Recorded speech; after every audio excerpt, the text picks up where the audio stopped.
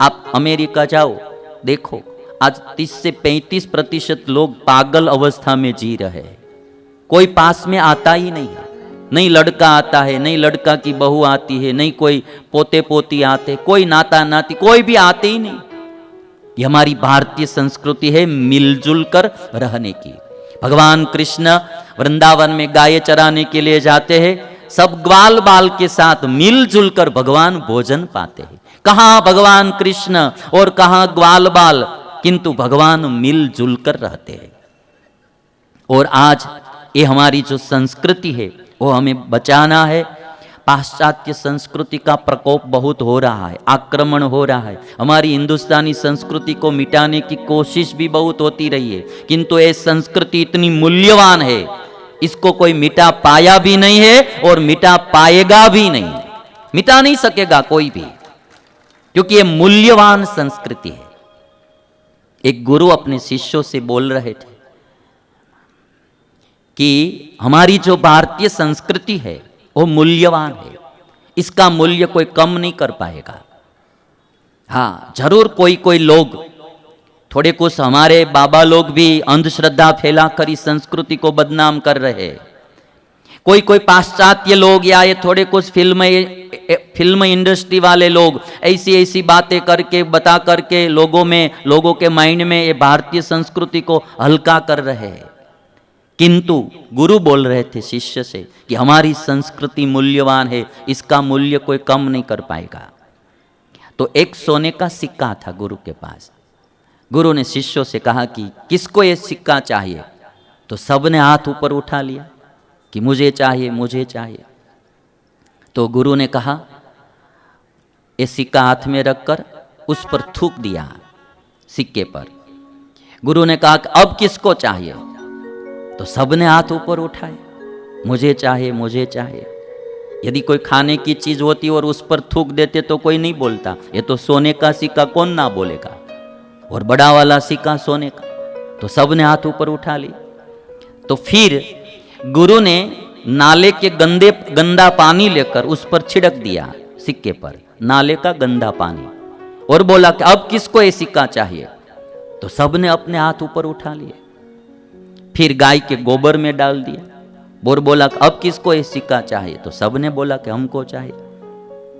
तो एक शिष्य ने गुरु से कहा कि गुरु महाराज, आप चाहे सोने के सिक्के पर थूको या उस पर गंदा पानी छिड़को या गोबर में डाल दो, किंतु सोने के सिक्के की कीमत कभी कम होने वाली नहीं है। तो गुरुजी ने कहा कि मैं यही समझाना चाहता हूं कि हमारी भारतीय संस्कृति पर कोई चाहे कितना भी थूके, कितना भी गंदा पानी छिड़के, किंतु हमारी भारतीय संस्कृति का मूल्य कम होने वाला नहीं है। ये हमारी संस्कृति का मूल्य कम होने वाला नहीं है, और संस्कृति को बचाना वो हमारा सबका कर्तव्य है। जब देशभक्ति की बात आती है ना, मैं साधु हूं तो भी मुझे बहुत आनंद आ जाता है।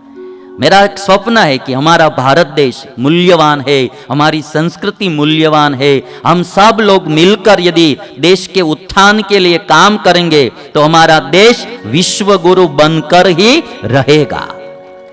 हमारे देश के पास सब कुछ है, यहाँ पर्वत है, नदियां है, खेती लायक जमीन यहाँ है।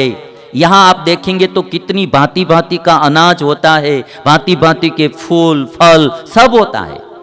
अमेरिका में जाएंगे तो आम का फल आपको एक ही प्रकार का मिलेगा, और यहाँ 500 प्रकार के तो आम के फल मिलते हैं आपको। इंडिया में फूल कितने प्रकार के मिलते हैं, यहाँ ताजा दूध मिलता है, खाने पीने की सब चीज यहाँ मिलती है। ये देश हमारा मूल्यवान है, खनिज तत्व भी बहुत है हमारे देश के पास, सब कुछ है। बस शासन करने वाला कोई अच्छा आदमी आ जाना चाहिए।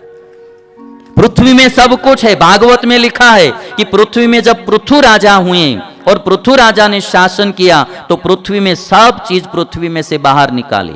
कोई शासक अच्छा आ जाएगा देश का तो इस देश में से बहुत कुछ बाहर निकालकर हमारा देश का गौरव बढ़ाएगा। भारत वाले को मोदी पर भरोसा हो या न हो, किंतु पाकिस्तान वाले को पूरा भरोसा था कि ये ठोकेगा ही एक न एक दिन। उसको पक्का भरोसा था कि एक दिन मारेगा, एयर स्ट्राइक करेगा ही करेगा। है हमारे पास, बहुत कुछ है, नहीं है ऐसा नहीं, बस अच्छा शासन करने वाला कोई मिलना चाहिए। पाकिस्तान वाले बार बार धमकी देते रहते कि अब कुछ किया तो हम अणुबम फेंक देंगे, धड़ाका करेंगे, अणुबम फोड़ देंगे। तो मोदी साहब ने कहा कि हमारे पास जो अणुबम है वो किसी की बारात में फोड़ने के लिए नहीं रखे हैं, किसी की बारात में फोड़ने के लिए नहीं रखे हैं। भारत देश के पास बहुत कुछ है। आजकल हमारा देश का नाम दुनिया भर में रोशन हो रहा है, सब भारतवासियों को गौरव से देख रहे हैं। और हम सबका कर्तव्य है, एक एक इंसान का, केवल नेताओं का नहीं, एक एक प्रजाजन का भी कर्तव्य है कि हम हमारे भारत देश के लिए कुछ करें। मैं जो कथा कर रहा हूं, मुझे कोई कथा करने की जरूरत नहीं है, क्योंकि हम साधु बाबाओं को कोई भी प्रकार की कोई कमी नहीं है यहाँ इस दुनिया की। हमको कोई बच्चे नहीं है को बारात लेकर जाना है या कुछ वो काम करना है वो काम करना है। और स्वामीनारायण भगवान की कृपा से सब तरह का सुख है इस दुनिया का, और कोई जरूरत ही नहीं है। कोई हम दक्षिणा के लिए कथा करते नहीं है। मेरा मकसद एक ही है कि हमारी युवा पीढ़ी में देशभक्ति आ जाए और हमारी भारतीय संस्कृति की रक्षा हो। वही अभियान लेकर मैं निकला हूं, बस वही अभियान लेकर। गुजरात में तो हर मेरी एक कथा एकदम क्या है कि गंगा की प्रवाह की तरह चलती ही रहती होती है। यहाँ मैं जो बलिया आया हूँ, बस एक ही आशा लेकर आया हूँ कि बस ये हमारी संस्कृति का जतन हो, हम सब साथ मिलजुल कर हमारे देश को आगे बढ़ाए। जीवन में 4 भक्ति होनी चाहिए। सबसे पहले प्रभु भक्ति हमारे जीवन में होनी चाहिए, ईश्वर की भक्ति, क्योंकि मोक्ष के लिए ईश्वर की भक्ति जरूरी है।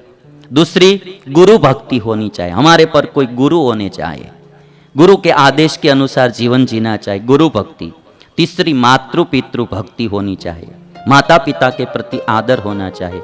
और चौथी देशभक्ति हम में होनी चाहिए। ये 4 भक्ति होनी चाहिए। और ये 4 भक्ति का पोषण करने के लिए मैं एक कथा करता हूं कि हम में प्रभु भक्ति, गुरु भक्ति, मातृ पितृ भक्ति और देशभक्ति दृढ़ हो।